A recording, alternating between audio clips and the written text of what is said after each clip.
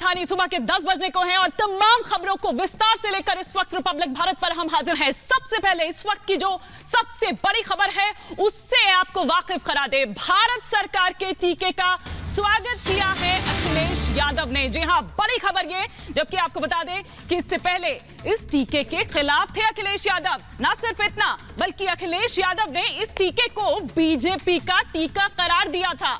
आपको बता दें कि 2 दिन पहले ही मेदांता अस्पताल जो गुड़गांव में है, वहां पर उनके पिता यानी कि मुलायम सिंह यादव जो हैं, उन्होंने वैक्सीन की पहली डोज ली थी। और उसके बाद उत्तर प्रदेश के जो डिप्टी सीएम हैं केशव प्रसाद मौर्य, उन्होंने स्वागत किया था इसका और ये कहा था कि नेताजी आपने जो वैक्सीन लगवाई है, इसकी पहली डोज लगवाई है, इसके लिए हम इस चीज का स्वागत करते हैं। लेकिन साथ ही साथ ये भी कहा कि क्या अखिलेश यादव इसके लिए माफी मांगेंगे।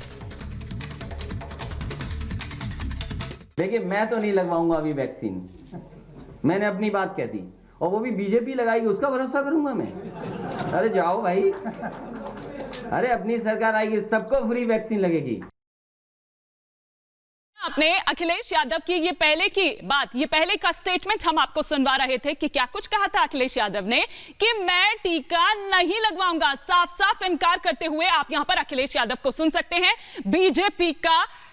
बीजेपी का टीका करार दिया था।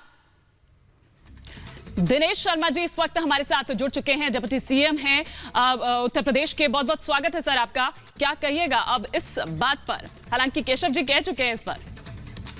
देखिए, मेरा बस इतना ही कहना है कि विपक्ष को दुष्प्रचार से बचना चाहिए और कोरोना ऐसे संक्रमण काल की महामारी की स्थिति में बजाय जनता की मदद करने के, जनता को दिग्भ्रमित करके गर्त में डालने की नियत से एक अपरिपक्व बयान देना कि बीजेपी की वैक्सीन है, जब हम सरकार में आएंगे तो हम लगाएंगे।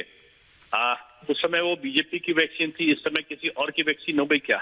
ये इस प्रकार के दोहरे जो मापदंड है वो नहीं अपनाना चाहिए। और विपक्ष है, इसके लिए वो किसी प्रकार का दुष्प्रचार करके सरकार को बदनाम करने का काम करे, ये मैं समझता हूं कि लोकतंत्र में ठीक नहीं है। दिल्ली में भी हमारे एक दल विशेष के बड़े नेता हैं, कमरे में बैठ के ट्वीट कर दिया कि वैक्सीन सफल नहीं होगी, वैक्सीन का ये लाभ नहीं होगा, वैक्सीन का ये नुकसान हो सकता है, वैक्सीन उपलब्ध नहीं होगी। आज करोड़ों की संख्या में हम लोग महीनों का लक्ष्य लेकर वैक्सीन लगा रहे हैं। आज उत्तर प्रदेश में तो 1 करोड़ का लक्ष्य लिया था, अगले महीने हम और इसको दुगना तिगना करने जा रहे हैं। आज पूरे भारतवर्ष में प्रत्येक व्यक्ति 130 करोड़ की जनता के लिए वैक्सीन उपलब्ध हो, ये मोदी जी का जो सपना था वो उनके अथक प्रयत्नों से पूरा हो रहा है। आज दुनिया में हम लीड ले रहे हैं, दुनिया हमारी चर्चा कर रही है, हमारी कि हमने कोरोना पे किस प्रकार से नियंत्रण पे थे। दिनेश जी, आपको ये नहीं लगता कि इस तरह के जो बयान होते हैं, आम लोगों को देखे ना, वैक्सीनेशन हेसिटेंसी की अगर मैं बात करूं तो वो शुरू से थी ही, अब थोड़ा थोड़ा धीरे धीरे जो है उसमें सुधार आया है, लोग आ रहे हैं, युवा जो है वो भी आ रहे हैं। लेकिन आपको लगता नहीं कि इस तरह के बयान जो है उससे लोगों में एक भ्रम फैलता है, लोग भी थोड़ा सा वो हेसिटेंसी जिसकी हम बात करते हैं? नहीं, मैं वही चीज आपसे कह रहा हूँ कि इन लोगों ने, जो हमारे विपक्ष के जिन नेताओं की आप चर्चा कर रही हैं, इन लोगों के जो बयान थे, गलत बयान थे, उन्होंने पूरा दुष्प्रभाव डाला जनता पे। जनता आज भ्रमित हो गई। कई जगह गाँव में तो जाइए तो कहेंगे साहब ये तो गड़बड़ वाली वैक्सीन है, हम कैसे लगवा लें, हमारा तो बुखार आ जाएगा, हमारा तो ये हो जाएगा। ये जो आज दुष्प्रचार था उनका, और जब नेता कहता है तो नेता के समर्थक और ज्यादा जोर से बोलते हैं, और गांव-गांव दुष्प्रचार करने का केंद्र बन गया उत्तर प्रदेश। इसके कारण सरकार को आज चौगुनी मेहनत करनी पड़ रही है। हमारे कार्यकर्ता इस सेवा ही संगठन के नाम से गांव-गांव जाके आज लोगों को जागृत कर रहे हैं। कोरोना ऐसे संक्रमण काल में कई जनप्रतिनिधि हमने खोए, इसलिए कि हम लोगों ने उनको जागृत करने का काम किया। इन्होंने अपने कार्यकर्ताओं को घर में रखा और गलत बयानी करके लोगों को दुष्प्रचारित करने का काम किया लोगों ने।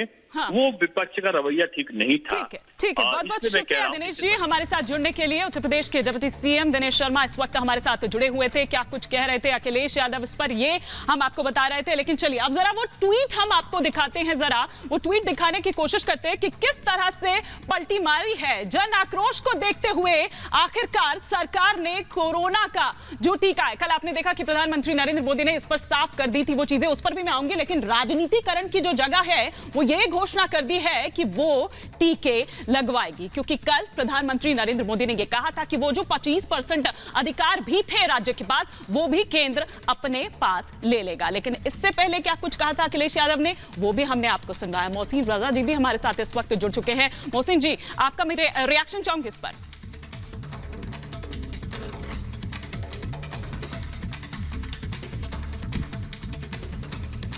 चलिए मोहसिन जी से हम बात करेंगे, लेकिन इस वक्त समाजवादी पार्टी की ओर से अनुराग भदौरिया जी हमारे साथ जुड़ चुके हैं। अनुराग भदौरिया जी, माफी मांगेंगे अब अखिलेश यादव क्या इसके लिए?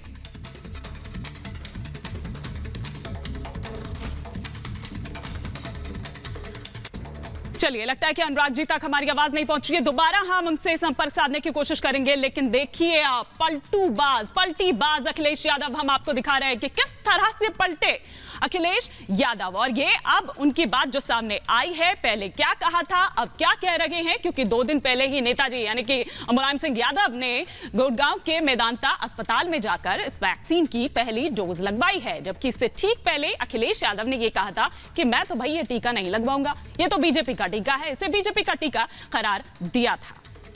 अब ये कह रहे हैं कि सरकार के टीके का स्वागत करते हैं और हम भी टीका लगाएंगे। जब मुलायम सिंह यादव ने ये टीका लगवाया था, उसके बाद उत्तर प्रदेश के डिप्टी सीएम केशव प्रसाद मौर्य ने बाकायदा ट्वीट किया था, उनको धन्यवाद किया था, उनका स्वागत किया था इस कदम का, और साथ ही ये भी कहा था कि क्या अब अखिलेश यादव माफी मांगेंगे।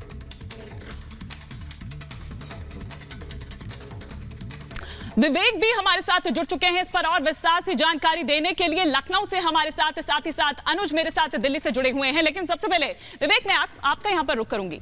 ये पलटीबाज अखिलेश यादव, मतलब क्यों? अब क्या उनको अपनी गलती का एहसास हो गया है नेताजी के वैक्सीन लगवाने के बाद?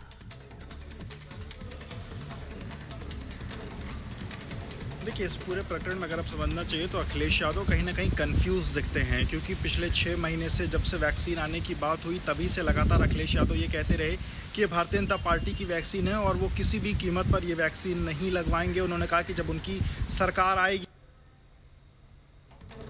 जी चलिए, लेकिन अब यहां पर यह देखना होगा कि क्या माफी मांगते हैं अखिलेश यादव। अनुज, क्या माफी मांगेंगे अखिलेश यादव? स्वागत तो कर दिया है, पहले कुछ कहते हैं अब कुछ कहते हैं, पलटी मारते हैं, लेकिन क्या माफी भी मांगेंगे?